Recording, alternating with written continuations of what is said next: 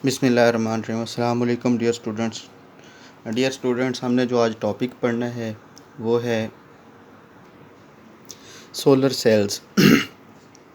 Solar cells जो होते हैं ये सूरज की एनर्जी को इलेक्ट्रिसिटी में चेंज करती हैं और ये सिलिकॉन वेफर्स के बने हुए होते हैं। यानी कि ये वाले जो सोलर सेल्स हैं, ये जो आम हमारे घरों में प्लेट्स इस्तेमाल की जाती हैं, सोलर वाली प्लेटें इस्तेमाल की जाती हैं, वो सिलिकॉन वेफर की बनी हुई होती हैं। वो क्या करती हैं, जब ऊपर से रोशनी सनलाइट आती है तो इनके अंदर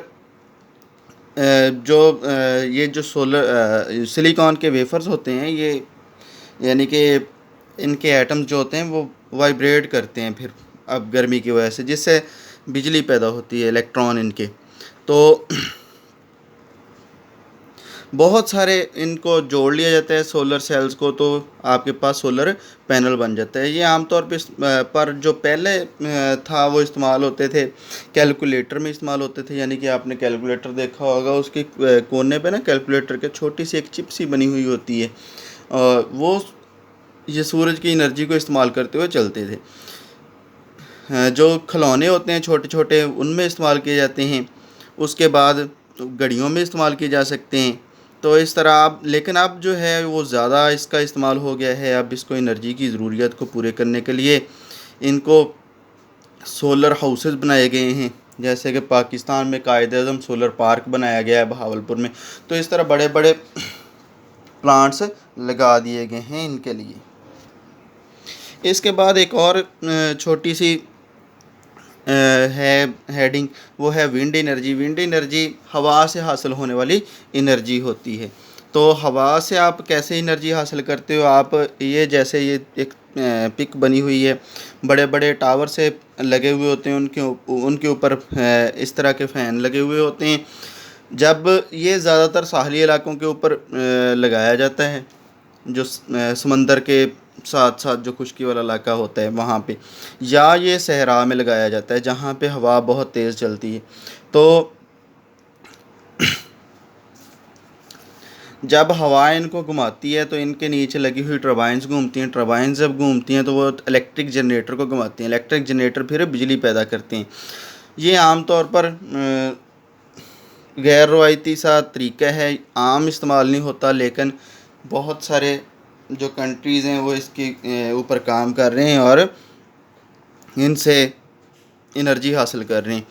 अब इससे पहले, अब तो एनर्जी इनसे हासिल कर रहे हैं, इससे पहले विंड ग्रेन होता था, यानी कि आटा पीसने वाली चक्की होती थी, विंड मिल्स होती थी, ग्रीन ग्रेन्स होती थी। तो इनके यानी कि ये काम किया जा सकता था, इनसे आटा जो था वो पीसा जा सकता था और विंड मिल्स चलाई जा सकती थी। विंड मिल से आटा ग्राइंड किया जा सकता था, पीसा जा सकता था। तो अब मुख्तलिफ जो हैं वो पार्क बनाए गए हैं। विंड पार्क जो होते हैं यूनाइटेड स्टेट में या यूरोप में, वो कहते हैं कि 1300 मेगावाट तक बिजली पर डे वो प्रोड्यूस कर रहा है। इसके बाद है जियोथर्मल एनर्जी। जियोथर्मल एनर्जी, जियो कहते हैं ज़मीन को, थर्मल कहते हैं उसकी यानी कि हीट को।